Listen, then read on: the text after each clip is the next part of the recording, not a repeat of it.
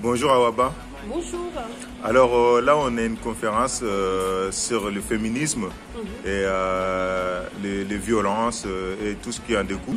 Vous avez fait une intervention lors de la conférence. Et à chaud comme ça, qu'est-ce que vous a fait déjà d'intervenir, mais aussi d'écouter tous les intervenants qui ont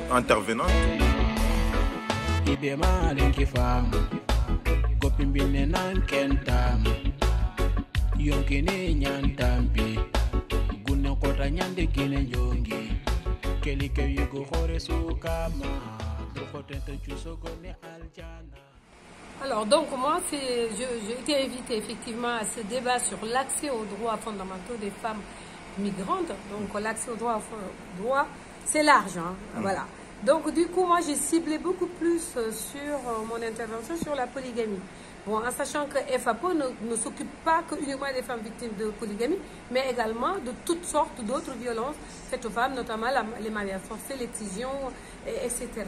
Donc, pourquoi j'ai parlé de la problématique de polygamie? Parce que la polygamie, malheureusement, comme on le dit, c'est une union qui est compliquée, qui est difficile, hein, et qui regroupe toutes sortes de violences.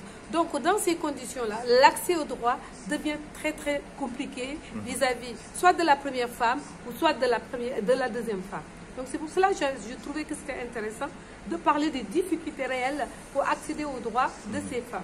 Parce que comme je disais, comme je racontais tout à l'heure, les deuxièmes femmes qui arrivent ici, je ne sais pas quel moyen, et qui se retrouvent tout seules en situation irrégulière et qui ne savent pas comment faire pour accéder, ne serait-ce d'aller se soigner, l'aide médicale d'État, ou etc. Parce qu'elles ont peur. Elles ont peur. Et puis donc, comme je disais, souvent la majorité sont séquestrées parce qu'il y a les violences que j'appelle les violences administratives. Donc elles n'ont pas de papier. On leur fait comprendre que si vous sortez, vous risquez d'être attrapés, etc. Donc elles sont séquestrées, elles restent chez elles, et c'est elles-mêmes, qu'est-ce qu'elles vont faire? Elles vont faire des enfants tout le temps, mais qui c'est qui va bénéficier de cet argent? C'est plutôt le mari qui récupère tout. Donc deuxièmement, ces femmes-là, au niveau professionnel, elles ne peuvent pas travailler. Donc, pourquoi? Parce qu'elles n'ont pas de papier. Donc elles sont en situation irrégulière parce qu'elles ne sont pas connues ici. C'est les femmes qui arrivent ici souvent, la majorité du temps, sont mariées religieusement. Il faut très vite savoir que le mariage religieux n'est pas reconnu en France. Malheureusement, même si c'est le combat de FAPO pour qu'elle soit reconnue, parce que beaucoup de femmes vivent cette situation de polygamie à cause de ce mariage religieux, qu'on se ferme les yeux, tout le monde le sait, personne ne fait rien. Et je dis, c'est pour cela, ça fait partie de nos revendications, de dire stop à ces mariages religieux qui existent en France, qui existent en Afrique.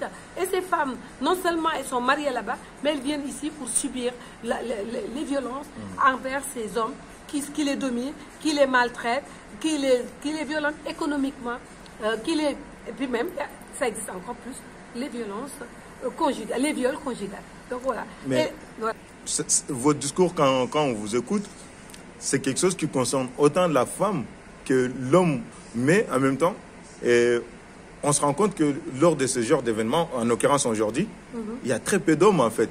Qu'est-ce que vous devrez faire en fait pour que les hommes s'intéressent aussi? Justement, parce qu'effectivement, pour lutter contre ces genres de violences, il faut absolument que les hommes soient là, qu'ils écoutent. Parce qu'il m'est arrivé d'aller à Aubervilliers. J'ai fait un débat, on m'avait invité là-bas, et j'ai réussi à sensibiliser quelques hommes, parce que là-bas, il y avait beaucoup d'hommes qui étaient là. Et il y avait un homme qui m'avait posé la question, moi, je me suis mariée, j'ai eu une deuxième femme, parce que ma femme ne pouvait pas avoir d'enfant. Donc, parce que l'islam m'autorise, entre guillemets, d'avoir une deuxième femme, si comment dirais-je, du fait que ma femme ne pouvait pas avoir d'enfant. Donc, j'ai dit, vous êtes mariée combien? Religieusement. Et donc, elle s'est mariée religieusement, cette personne du pays qui l'a ramenée là, qui est en situation irrégulière et qui utilise les papiers de la première pour pouvoir se soigner, etc. Ce qui est dangereux, c'est ça. Donc, le problème principal, c'est que, qu'est-ce que je dis à cet homme? Donc, déjà, d'une part, il faut savoir, une femme qui va avoir un enfant, déjà, et qui n'arrive pas, les femmes qui ne veulent pas d'enfant, elles seront libres de ne pas vouloir. Mais les femmes qui veulent un enfant et qui n'arrivent pas à en avoir, ça fait tellement mal, c'est une souffrance atroce pour ces femmes. Mais vous, qu'est-ce que vous lui faites comprendre? Tu ne sais pas procréer, je vais chercher une autre. Donc je dis, mettez-vous à la place de cette femme. Mettez-vous à la place des femmes, parce que des fois, ce n'est pas que la femme qui n'arrive pas, des fois c'est l'homme même qui n'arrive pas. Donc pourquoi cette femme, même si c'est l'homme qui n'arrive pas, elle arrive quand même à rester digne envers son mari, fidèle à son mari. Et pourquoi toi? Et pourquoi vous, les hommes? Donc voilà. Donc j'ai réussi en tout cas à la satisfaire. Ce qu'il m'a répondu, cet homme, il m'a dit, ah ben je ne voyais pas les choses comme ça, mais vous m'avez ouvert les yeux. Donc vous comprenez, donc c'est pour cela que c'est important de les sensibiliser pour qu'elles comprennent les douleurs, pour qu'elles comprennent l'impact psychologique envers ces femmes et envers les enfants. Et comprendre que la polygamie, c'est un frein. C'est un frein contre l'avancement d'un pays, contre l'avancement d'une société et l'avancement de l'avenir des enfants. Donc c'est quelque chose à bannir et c'est quelque chose qu'il faut combattre. Du coup, dernière question. Et là, c'est pas la première fois que on vous voit, et on vous voit sur des chaînes, on vous voit sur des grandes chaînes, et on vous voit dans des événements.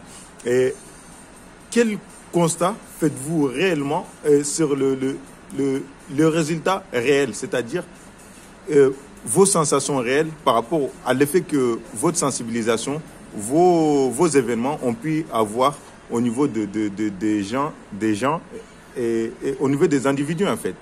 Alors, au niveau des individus, effectivement, comme je vous ai dit, on continue à sensibiliser, on continue à parler de cette problématique parce qu'il faut savoir que c'est un combat à longue haleine qui ne va pas arrêter d'aujourd'hui parce que le problème c'est que la majorité des hommes pensent qu'ils ont le droit, donc c'est très difficile. Mais le fait de les sensibiliser, de leur montrer les conséquences au niveau de la famille, c'est fait qu'aujourd'hui, il y en a qui réfléchissent avant de rentrer dans ces unions polygames. Donc, deuxièmement, comme je dis tout le temps, tout ce que tu avais, en tout cas, réalisé avec ta première femme, avec tes hommes, avec tes enfants, tout ce que tu avais travaillé, et en une seule journée, tu as tout cassé. Pourquoi? Pour une femme. Donc, est-ce que ça vaut le coup? Est-ce que c'est un mariage que tu vas casser? Est-ce que cette femme-là que tu as aimée, tant aimée, qui a fait des enfants pour toi, est-ce que c'est ça qu'elle mérite? Je dirais non. Et même toi, en tant qu'homme, je pense que psychologiquement, et tu te dis, si tu réfléchis, tu vas dire non. Donc, parce que c'est pas ça qui fait qu'aujourd'hui, ça ne peut pas avancer les gens, ça ne peut pas avancer ton ménage, ça détruit. Donc, c'est quelque chose à bannir. Donc, au niveau société, parce qu'au niveau individuel, comme je vous dis, mais au niveau société, je trouve qu'ici en France, en tout cas, ça commence à avancer. Parce que la polygamie aujourd'hui, on commence à en parler. Au Sénégal aussi, la polygamie, on commence à en parler. Il y a des femmes qui commencent à en parler. Donc c'est quelque chose, je commence à me dire, ça va aboutir à quelque chose. Tout récemment, Marlène Schiappa a sorti un texte de loi pour lutter contre la polygamie de fait. Donc voilà, donc il y a des choses avant, au niveau du ministère, les choses avant, et je suis sûre que ça va avancer. L'objectif principal que je veux au Sénégal, qui est un jour ma revendication, notre revendication, c'est que la polygamie ne soit pas un droit commun quand on se marie. Parce que malheureusement, aujourd'hui, le seul régime au Sénégal, c'est la polygamie. Droit commun au Sénégal, c'est la polygamie. Donc ce qui fait qu'aujourd'hui, j'aimerais bien qu'ils revoient ça, qu'ils revoient les choses, qui puissent donner les femmes le droit d'accepter ou de ne pas accepter cette polygamie qui pourrit la vie et qui les fait tant souffrir. En tout cas, merci beaucoup. On vous souhaite plein de bonnes choses et courage. Merci.